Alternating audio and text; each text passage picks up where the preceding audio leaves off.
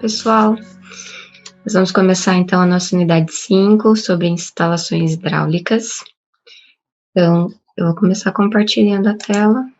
Então, basicamente, nessa unidade 5, eu trouxe alguns aspectos sobre água fria, esgoto sanitário, pluvial, que são nossas instalações hidráulicas mais comuns. Mas os projetos hidrossanitários, né, eles podem ser mais abrangentes, então depende do escopo do projeto. E a metodologia, né, empregada para fiscalização é a mesma que eu já passei em arquitetura e estruturas, né? É feito estudo preliminar, é feito anteprojeto, é feito o projeto básico, e tem as análises, né, ao longo do tempo ali, né, em cada etapa, e as correções. Então, as normas, com relação ao tema são bastante vastas, assim, em instalações hidráulicas. Nós temos, agora em 2020 foi alterado, né, a água fria e água quente ficaram na mesma norma, mas antes elas eram distintas. Temos norma para tratamento de esgoto, para dimensionamento de instalações, né, que eu já passei para vocês, no estudo lá de percolação, né, é uma norma bastante vasta que não é só sobre percolação, é tratamento de esgoto sanitário com fossa séptica, tanque séptico. Temos várias normas sobre PVC, cobre, enfim, um nicho bastante grande de normas a respeito do tema, né? Mas aqui eu vou passar, então, como nosso tema é fiscalização de projetos, então eu só vou trazer mais como a gente deve proceder. Então, na água fria e esgoto, deve ser considerada a atividade da edificação para estimativa do consumo diário. Então, a população, no caso, são as pessoas que vão ser os usuários, tanto a população fixa quanto a população flutuante. Isso é especificado no estudo de viabilidade. Então, ali temos 10 pessoas que trabalham nesse ambiente, são a população fixa, e recebemos 50 visitantes por dia. População flutuante, a população total vai ser 60. E, né, com estimativa futura também, projetando quanto que esse edifício, né, foi projetado para receber de pessoas.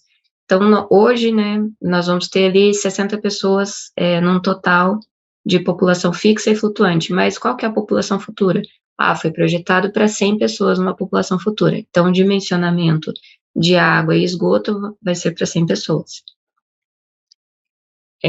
A contribuição do esgoto, ela é baseada no consumo de água, então ela é uma estimativa. Considerando que o volume, a vazão de esgoto produzida, né, o consumo de água produzido seja de 300 metros cúbicos, um valor bem alto, né, normalmente não é esse valor, mas assim, 300 metros cúbicos, geralmente a gente faz um cálculo preliminar de que 80% do consumo da água na edificação vai para o esgoto sanitário.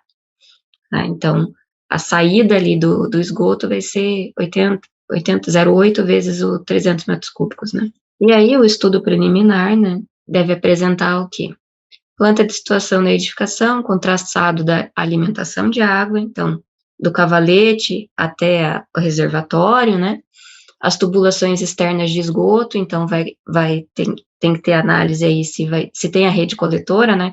Então, o caminhamento ali, as caixas de passagem, né, de inspeção sanitária até o esgoto, ou fossa séptica, tanque séptico, o posicionamento dessa estrutura no terreno, como é a coleta pluvial, com calhas, canaletas, e é destinada a uma cisterna, né, ou tem uma caixa de retenção de cheias, ou as caixas de passagem de comunicação ali, né, entre as pluviais, até chegar à rede pública, né, de coleta pluvial. Então, a implantação tem que ter todos esses elementos. Planta geral de cada nível de edificação, né, se for mais níveis, contendo o caminhamento da tubulação, horizontal, vertical, a localização dos elementos, registro, torneira, no caso da água fria, em esgoto, os ralos ou as caixas sinfonadas, pontos de bacia sanitária, então, todos os elementos que são necessários. Na pluvial, onde estão os condutores, né, e assim sucessivamente, dependendo dos projetos que são necessários para essa área. Então, alimentador, reservatórios, alimentador aqui a gente pode entender como cavalete, tá? Cavalete lá da Sanepar. Reservatórios de água de consumo, né?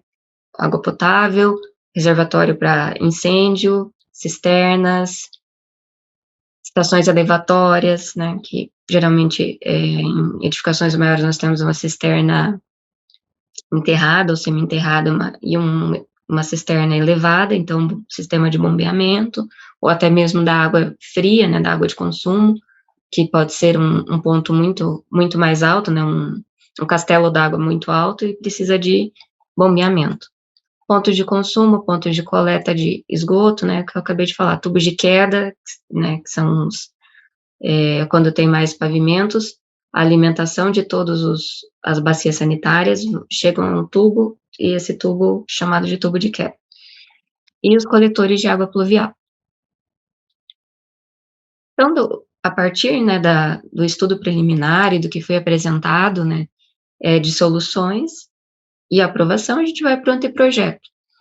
Daí precisa da alocação preliminar em planta, né, desses elementos hidrossanitários, a planta geral de cada nível, mais detalhada, com os caminhamentos, a localização dos elementos, né? A locação preliminar em planta dos reservatórios, das bombas, cisternas, fossas e outros dispositivos que sejam necessários. A descrição das características principais e demandas da instalação pretendida, e com relação às demandas daí, justificado o dimensionamento com memorial, memorial descritivo, memória de cálculo, informações quanto à qualidade dos materiais, né, por exemplo, se é água quente, vamos usar CPVC, vamos usar cobre, e justificar por que uma solução é melhor do que a outra. E aí, a partir dessas aprovações, né, a gente vai para o projeto básico executivo, que deve apresentar a planta baixa, com a rede de tubulação ali, né, com todas, água, esgoto, água pluvial, drenagem também de terreno, se houver necessidade. Projeto de drenagem é um projeto bem específico, prumadas, reservatórios, cálculo de dimensionamento das tubulações, água, esgoto, águas pluviais, drenagem, planta de cada nível de edificação, né, indicação do comprimento dos tubos, que esse é importantíssimo para o levantamento do orçamento, o material também para o orçamento e, né, especificação, localização, precisa dos aparelhos sanitários, enfim, tudo que for necessário ali para a completa adequação do projeto de água fria, de esgoto, pluvial, drenagem, água quente. E aí nós temos alguns projetos, né, que no projeto executivo ainda continuando, né, o que deve ser apresentado aí, com relação à água fria, né, as isométricas, que são importantíssimas, as isométricas das instalações sanitárias, o quantitativo detalhado, lista detalhada de materiais, memorial de cálculo e memorial descritivo. Aqui alguns projetos associados, que eu coloquei, gases medicinais, né, gases são fluidos, drenagem, central de GLP, água quente, entre outros, né, dependendo das especificidades, desculpa, dos projetos e de cada edificação, né. Aqui eu queria colocar também sobre a questão do orçamento. Eu não estou aqui abordando o orçamento, né, porque vocês vão ter um módulo específico sobre isso, mas todo esse detalhamento que a gente exige do projeto básico, com lista de materiais quantitativos, nessa etapa também, a empresa contratada deve entregar o orçamento para nós irmos analisando, tanto a questão de quantitativos, quanto os materiais, os serviços, né, que ela elencou ali para cumprir o que está sendo previsto pelo projeto, tá? Então, eu não estou entrando nesse mérito, porque é uma disciplina também pesada, e vai ter um módulo específico, eu não quero que fique cansativo para vocês, mas para vocês linkarem, né, juntarem tudo no raciocínio, na construção do raciocínio de vocês, o orçamento também teria aqui uma apresentação nessas etapas que eu estou dizendo, tá? Então, podem considerar ali, arquitetônico, e estrutural, hidráulico, elétrico e orçamento.